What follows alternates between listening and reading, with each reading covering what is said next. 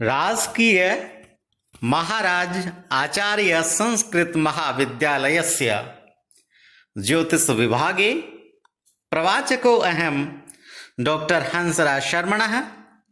अद्य अहम आचार्य कक्षाया छात्राणां कृते श्री सूर्यदासस्य पुत्र श्री राम वाजपेयिना विरचित समरसार नामक ग्रंथम ई कंटेंट माध्यमेन अध्यापयामि।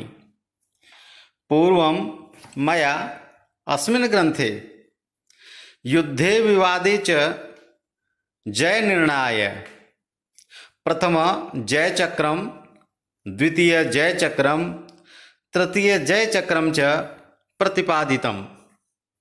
अद्य अहम अस्मिन् ग्रंथे कुल अकुल कुलाकुल गणं स्पष्टयामि। तत्रादौ कुल अकुल कुलाकुल गण विषये आचार्य श्री राम वाजपेयिन समरसार ग्रंथे प्रोक्तं तद्यत् मूलाद्राभिजदम्बो प्रौढो दशमी षष्ठी द्वितीया बुधौ राज्ञ संधिकरः कुलाकुलगणः शासनजयार्थं कुला मासाख्यासितभानि शेषतिथयो युगमः कुजो भार्गवः संघोऽन्यो कुलसंज्ञको विजयते तस्मिन् प्रयात ध्रुवम्। अर्थात पद्ये अस्मिन् ग्रंथकारेण युद्धारंभ विषयक मुहूर्तं प्रतिपादितम्। नक्षत्र तिथि वारानुसारं कुल अकुल कुलाकुल गणत्रयाणां कल्पना आचार्येण प्रस्तुतः। अत्र आचार्य प्रोक्तं मूल आद्रा अभिजित शतभिषा अंबु अर्थात शतभिषा उड्डू अर्थात नक्षत्राणि दशमी षष्ठी द्वितीया तिथियः बुध वासर च एतेषां कुलाकुल गणसंज्ञा। कुलाकुल गणसंज्ञकेषु एतेषु युद्धारंभे राज्ञो संधिकरः अर्थात युद्धशील राज्ञयोः मध्ये परस्परं संधि भवति इत्याशयः। तदग्रे आचार्येण प्रोक्तं मासाख्य स्थितभानि अर्थात येषां नक्षत्राणां पूर्णिमा तिथौ नक्षत्रवशात् नामानि अर्थात चित्रा नक्षत्रात् चैत्रम, विशाखा नक्षत्रात् वैशाख, ज्येष्ठा नक्षत्रात् ज्येष्ठम, पूर्वाषाढ़ नक्षत्रात् आषाढ़म, श्रवणात् श्रावणम, पूर्वा भाद्रपदात् भाद्रपदम, अश्वनी नक्षत्रात् आश्विनम,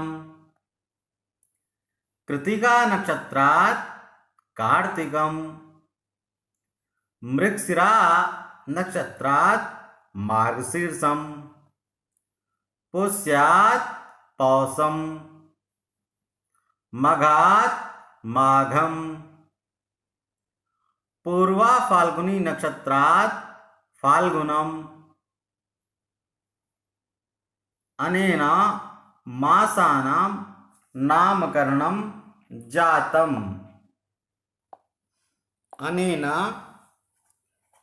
चैत्रादि मासानां नामानि स्थितानि नक्षत्राणि क्रमेण चित्रा, विशाखा, ज्येष्ठा, पूर्वाषाढ़ा, श्रवणा, पूर्वा भाद्रपदा, अश्विनी, कृत्तिका, मृगशिरा, पुष्य, मघा, पूर्वा फाल्गुनी एतानि नक्षत्राणि। तथा च शेष तिथयो अर्थात कुलाकुलगणेषु कथित दशमी, षष्ठी, द्वितीया तिथीन विहाय शेषा युग्मा अर्थात समतिथि नाम चतुर्थी, अष्टमी, द्वादशी, चतुर्दशी तिथि है। कुज है अर्थात भौमवासर है। भार्गव है अर्थात शुक्रवासर है। कुल संज्ञको अर्थात एसाम संज्ञा कुल संज्ञा भवति। एषु युद्धारंभे स्थास्नो जयार्थम अर्थात कुल स्थायी प्रतिवादी युद्ध वादस्य क्रियते तस्य जयः अर्थात प्रतिवादी पक्षस्य जयः भवति।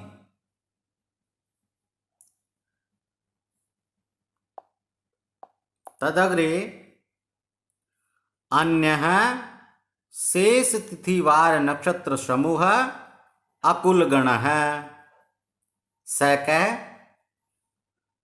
प्रतिपद, तृतीया, पंचमी, सप्तमी, नवमी, एकादशी, पूर्णिमा, अमावस्या एता तिथयः। वासरा रवि, चंद्रः, गुरुः, शनि एते वासराः। नक्षत्राणि भरणी, रोहिणी, पुनर्वसु, श्लेषा, हस्तो, स्वाति, अनुराधा, धनिष्ठा, रेवती, उत्तराषाढ़, उत्तरा भाद्रपद, उत्तरा फाल्गुनी। अयम तिथि वार नक्षत्र समूह अकुल गणः। अस्मिन् गणे प्रयातो याई विजयते विजयं प्राप्नोति इत्याशयः। अत्र मया कुल अकुल कुलाकुल संज्ञक स्पष्टार्थम चक्रम प्रस्तूयते दृश्यताम्।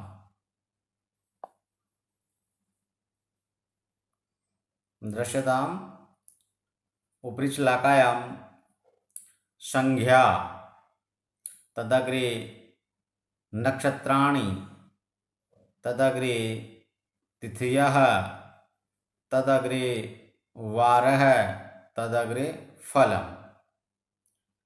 संज्ञा तदद अकुलः अकुल संज्ञक किम दृश्यताम् नक्षत्राणि अकुल संज्ञक स्वाति, भरणी, आश्लेषा, धनिष्ठा, रेवती, हस्त, अनुराधा, पुनर्वसु, उत्तराषाढ़, उत्तराभाद्रपद, रोहिणी।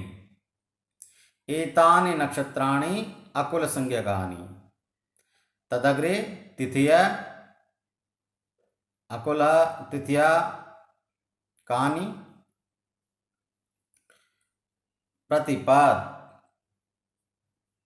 तृतीया, पंचमी, सप्तमी, नवमी, एकादशी, त्रयोदशी, अमावस्या, पूर्णिमा। तदग्रे अकुल संज्ञकवारा रवि, सोमः, गुरुः, शनिः। तदग्रे अकुल संज्ञकः नक्षत्राणि तिथया वाराः। किं फलम्? वादी विजयः। अकुल संज्ञ के नक्षत्राणि तिथया वारा यदा युद्धारंभ क्रियते वादी तदा विजयं प्राप्नोति। तदा कुलः संज्ञ का समूह नक्षत्राणि तु पूर्वा फाल्गुनी, पूर्वाषाढ़ः, पूर्वा भाद्रपदः, आश्विनी, पुष्यः, मगः, मृगशीर्ष, श्रवणः, कृत्तिकः, विशाखः, ज्येष्ठा, चित्रा। एतानि नक्षत्राणि कुलसंज्ञकानि। तदग्रे कुलसंज्ञका तिथियः चतुर्थी, अष्टमी, द्वादशी, चतुर्दशी। तिथिया कुलसंज्ञकः। तदग्रे वारः कुलसंज्ञकवारः कुजः, शुक्रः। अस्य फलं किं? यदा कुलसंज्ञके नक्षत्रेषु तिथिषु वारेषु युद्धम् आरभ्यते तदा प्रतिवादी विजय प्राप्नोति। किं भवति? प्रतिवादिना विजय। तदग्रे कुलाकुल समूह। प्रथमं तो अकुल संज्ञक, तदनन्तरं कुलः, ततः कुलाकुलः। तो कुलाकुल समूह नक्षत्राणि कानि दृश्यताम्? मूलः, शतभिषा, आर्द्रा, अभिजितः। एतानि नक्षत्राणि कुलाकुल संज्ञकानि। तिथिय का दशमी, षष्ठी, द्वितीया। दशमी, षष्ठी, द्वितीया। वारा बुधः। अस्य किं फलं भवति? संधि। अर्थात कुलाकुल नक्षत्राणि तिथिषु वारेषु यदा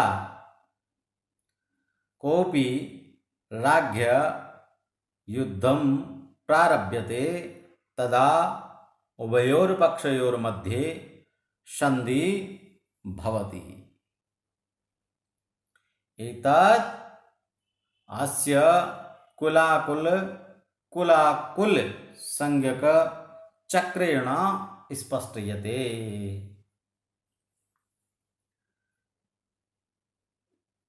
तो देखिए, आचार्य राम वाजपेयी ने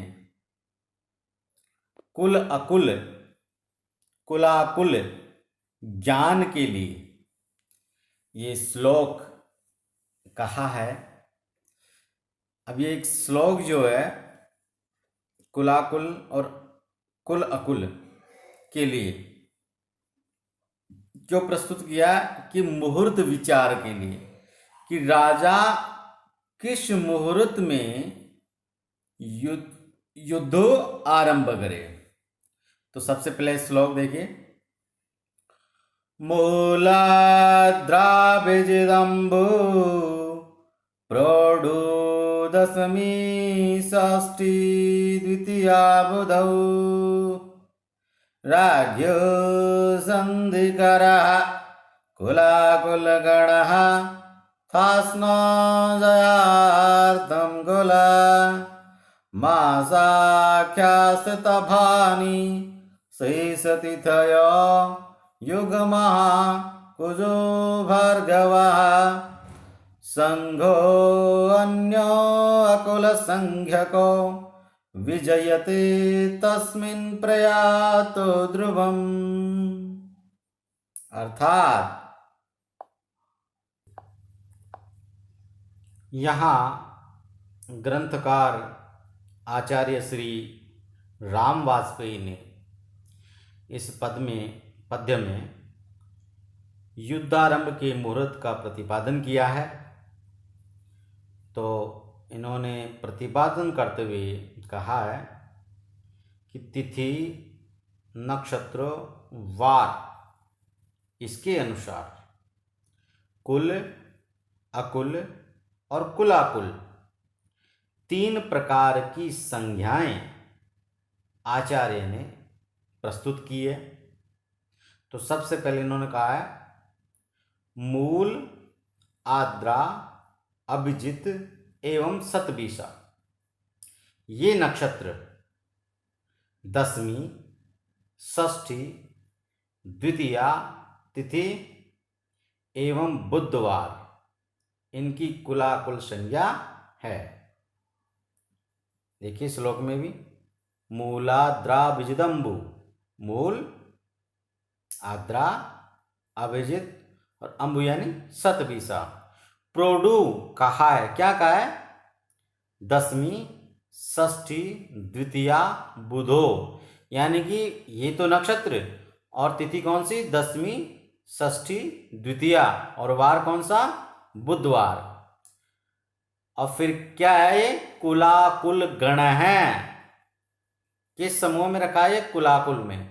और इसका परिणाम भी लिखा है कि राज्ञो संधिकर है।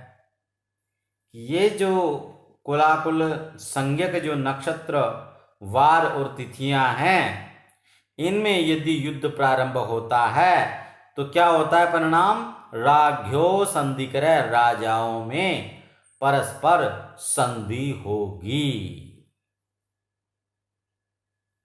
देखिए आगे फिर कह रहे हैं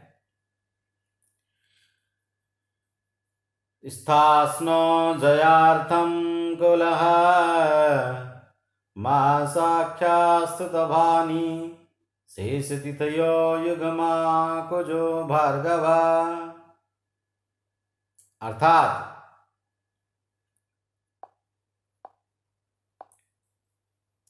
जिन नक्षत्रों का नाम पर चैत्रादि 12 मासों के नाम रखे गए हैं, मासाख्या स्थित भानी यानी जिन महीनों के नाम नक्षत्रों के ऊपर आधारित है वो नक्षत्र। तो जैसे चैत्र मास है तो चैत्र मास किसके ऊपर आधारित है? कौन से नक्षत्र के नाम पर है? चित्रा पे। उसी प्रकार वैशाख मास है तो वैशाख मास का जो नामकरण है वो किस पर है? विशाखा पर। क्योंकि पूर्णिमा के दिन जो नक्षत्र आता है तो उसी के नाम पर इन्होंने विशाखा से वैशाख मास नामकरण किया। उसी प्रकार ज्येष्ठा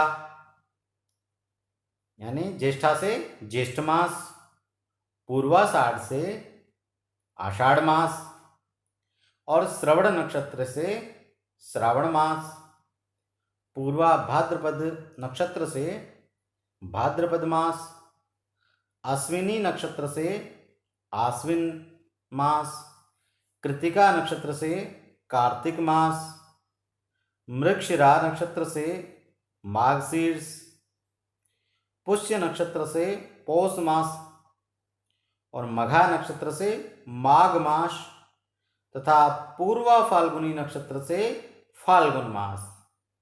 तो इस प्रकार से जो मास संज्ञक जो नक्षत्र हैं या जिनके नक्षत्रों के नाम पर महीनों के नाम रखे गए हैं वो नक्षत्र क्रम से इस प्रकार हो गए हैं: चित्रा, विशाखा, ज्येष्ठा, पूर्वाषाढ़, श्रवण, पूर्वा भाद्रपद, अश्विनी, कृतिका, मृगशिरा, पुष्य, मघा और पूर्वा फाल्गुनी।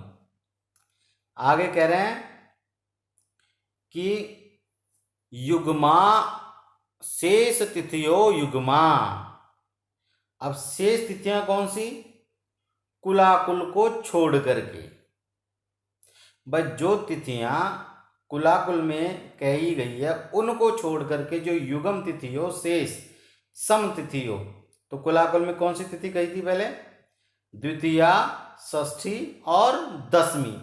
इनको छोड़ करके शेष सम तिथि, तो शेष सम तिथि कौन कौन सी रह गई? देखिए, चतुर्थी, अष्टमी, द्वादशी और चतुर्दशी, ये तिथियां। और वार कहने का कुजो भार्गव, कुज यानी मंगल और भार्गव यानी शुक्र। तो इस प्रकार से ये जो नक्षत्र हैं, चित्रादि जो नक्षत्र हैं 12 और जो सम तिथियां हैं, अब कुलाकुल गण को छोड़ करके जो सम तिथियां बची है, चतुर्थी, अष्टमी, द्वादशी, चतुर्दशी, ये तिथियां मंगल और शुक्रवार, इनकी कुल संज्ञा मानी गई है। क्या संज्ञा मानी गई है? कुल संज्ञा। अब इसका परिणाम बता रहे हैं कि कुल संज्ञा में क्या परिणाम होता है।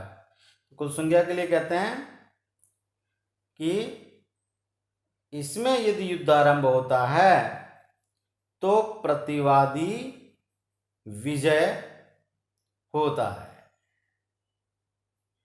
कुल संज्ञक समूह में यानी कुल संज्ञक जो नक्षत्र हैं, तिथि है, वार है, इसमें यदि युद्ध प्रारंभ हो तो युद्ध आरंभ होने पर प्रतिवादी की विजय होती है। स्थास्नो जयार्थम कुल है। स्थास्नो का मतलब हो गया प्रतिवादी। भाई वो तो एक तरीके से स्थास्नो मतलब वो तो बैठा हुआ है, उसके ऊपर अटैक कौन करेगा? वादी। तो वादी जब अटैक करेगा, कुल संज्ञक जो मुहूर्त है, नक्षत्र, तिथि, वार, तो इसके अंतर्गत जो स्थायी रूप से बैठा हुआ है प्रतिवादी क्यों? क्योंकि वादी को तो है कि मेरे को उसको जीतना है, मुझे तो उसके ऊपर चढ़ाई करके उस पर विजय प्राप्त करनी है, इसलिए उसको क्या दे दिया? स्थायी तो कौन हो गया? प्रतिवादी। और जो याई कौन? यानी जाने वाला, युद्ध करने वाला। तो युद्ध करने वाला कौन हुआ? वादी हुआ। तो यहां पर स्थायी स्नो जयार्थम, तो ये जो कुल संज्ञा जो नक्षत्रों की, वारों की, तिथियों की जो संज्ञा दी है वो किसके लिए दी है?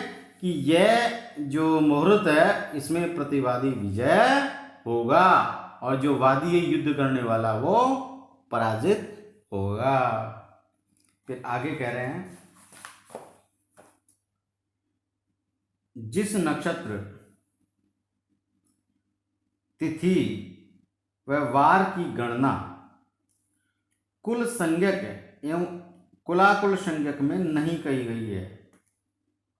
देखिए, कि अन्यो अकुल संज्ञको, अन्यो, अन्य कौन से हो गए कि भाई जिस नक्षत्रों की संज्ञा न तो कुल में ही है और न कुलाकुल में ही है, तो जो शेष रह गए कुल संज्ञक नक्षत्रों से और कुलाकुल संज्ञक नक्षत्रों से, वारों से, तिथियों से जो रह गए हैं शेष, उनकी संज्ञा अन्यो अकुल संज्ञको, तो उनकी अन्य जो है उनकी क्या संज्ञा रखी है? अकुल। अब ये कौन कौन से हैं? देखिए, जो शेष रहे नक्षत्र हैं स्वाति, भरणी, आश्लेषा, धनिष्ठा, रेवती, हस्त, अनुराधा, पुनर्वसु, उत्तरा फाल्गुनी, उत्तराषाढ़, उत्तरा भाद्रपद, रोहिणी, और तिथि कौन सी रही? प्रतिपद, तृतीया, पंचमी, सप्तमी, नवमी, एकादशी, त्रयोदशी, अमावस्या, पूर्णिमा, ये तिथियां शेष रह गई। और वार कौन से रह गए? रविवार, सोमवार, गुरुवार और शनिवार। तो ये जो शेष तिथि, शेष नक्षत्र और जो शेष वार हैं, इनकी सबकी संज्ञा क्या रखा है? अकुल। ये अकुल समूह हैं। अब इसका परिणाम बता रहे हैं कि अकुल संज्ञक मुहूर्त में यदि युद्धारंभ होता है तो उसका परिणाम क्या रहेगा? तो इसके बारे में कह रहे हैं कि वादिनो विजय, कि इसमें वादी जो है वो क्या होगा? विजय होगा। भाई जिस पे आक्रमण किया जा रहा है, तो आक्रमण करने वाला जो वादी है वो विजय होगा। अब इसको राज्य यानी राजाओं के दृष्टि से भी देखा जा सकता है, और आज के वर्तमान परिप्रेक्ष्य में जो न्यायालयों में वाद विवाद जो चल रहे हैं उसमें भी इसका निर्णय किया जा सकता है। तो आपकी सुगमता के लिए मैंने कुल, अकुल और कुलाकुल गण के एक चार्ट, तालिका मैंने बनाई है। एक बार देखें इसको। देखिए, ऊपर वाली पंक्ति में मैंने लिखा है संज्ञा। प्रथम कोष्ठक में मैंने लिखा है संज्ञा। प्रथम स्तंभ में संज्ञा है, तो द्वितीय स्तंभ में नक्षत्राणि, और तृतीय स्तंभ में तिथियां, चतुर्थ स्तंभ में है वार, और पंचम स्तंभ में क्या है? फल। तो देखिए आप, प्रथम स्तंभ के नीचे लिखा हुआ है अकुल, यानी अकुल किस किस की संज्ञा है? तो नक्षत्र क्या है? देखिए, नक्षत्रों में लिखा है स्वाति, भरणी, आश्लेषा, धनिष्ठा, रेवती, हस्त, अनुराधा, पुनर्वसु, उत्तराषाढ़, उत्तरा भाद्रपद, रोहिणी। तो इनकी जो संज्ञा है नक्षत्रों की वो क्या है? अकुल। और तिथि देखिए, जो स्तंभ में आगे लिखी हुई है तिथि, प्रतिपद, तृतीया, पंचमी, सप्तमी, नवमी, एकादशी, त्रयोदशी, अमावस्या और पूर्णिमा, ये तिथियां हैं। तो इन तिथियों की संज्ञा भी इन्होंने अकुल रखी है। और वार में देखिए, अकुल में रविवार, सोमवार, गुरुवार और शनिवार, ये जो वार हैं ये भी क्या है? अकुल हैं। आगे इसका फल भी लिखा हुआ, देखिए कि इसका परिणाम क्या होगा। तो परिणाम आगे दिखा है कि वादी विजय। यदि अकुल संज्ञक नक्षत्र, तिथि, वार इसमें युद्ध प्रारंभ होता है तो उसका परिणाम वादी को विजय करने वाला होगा। आगे कह रहे हैं कुल। तो कुल संज्ञा जो रखी है इन्होंने, नक्षत्र देखे, पूर्वा फाल्गुनी, पूर्वाषाढ़, पूर्वा भाद्रपद, अश्वनी, पुष्य, मघा, मृगशिरा, श्रवण, कृतिका, विशाखा, ज्येष्ठा, चित्रा। इस प्रकार से ये जो नक्षत्र हैं ये कुल संज्ञक हैं। और आगे के स्तंभ में देखिए तिथियां, समतिथि, चतुर्थी, अष्टमी, द्वादशी और चतुर्दशी। ये समतिथियां वो है जो कुलाकुल गण से रहित हैं। समतिथि तो कुलाकुल में भी है, लेकिन कुल में वो तिथि रही है जो कुलाकुल से रह गई है शेष। तो देखिए चतुर्थी, अष्टमी, द्वादशी और चतुर्दशी, इनकी संज्ञा कुल रखी गई है। और वार देखिए कुल संज्ञकों में मंगलवार और शुक्रवार। अब इसका परिणाम क्या होगा, आगे परिणाम भी इसमें तालिका में लिखा हुआ है, प्रतिवादी विजय। यानी इसमें यदि युद्ध प्रारंभ होगा तो विपक्ष विजय होगा।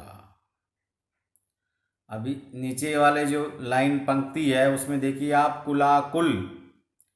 भाई जिन नक्षत्रों की संज्ञा कुलाकुल में रखी गई है वो देखिए मूल, शतभिषा, आद्रा, अभिजित।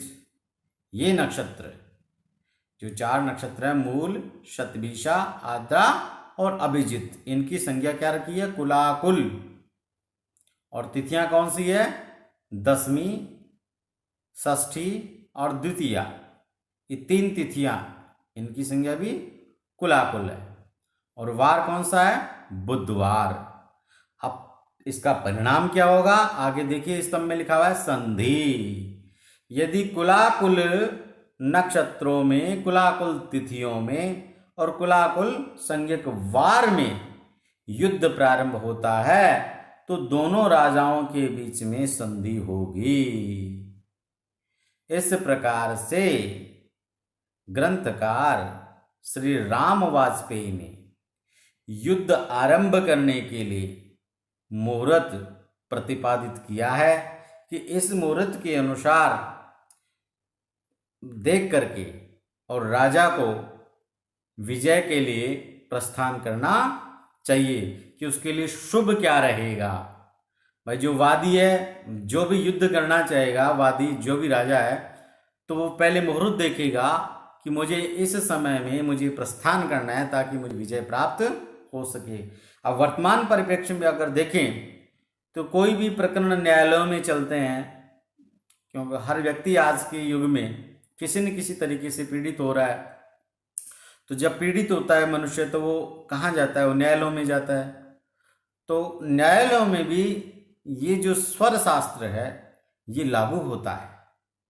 तो यहाँ पर भी इन स्वर शास्त्र के अनुसार पालन करके वाद दायर करना चाहिए। तो इसमें भी देखिए वही वादी और प्रतिवादी, क्योंकि वहाँ पर भी पक्ष और विपक्ष होता है, वादी और प्रतिवादी, यहाँ पर भी पक्ष और विपक्ष होता है न्यायालयों में भी। तो उसी प्रकार से इस मुहूर्त को देख करके वाद दायर करना चाहिए और इन्हीं मुहूर्त के अनुसार ही फाइनल अंतिम बहस है वो भी करना चाहिए।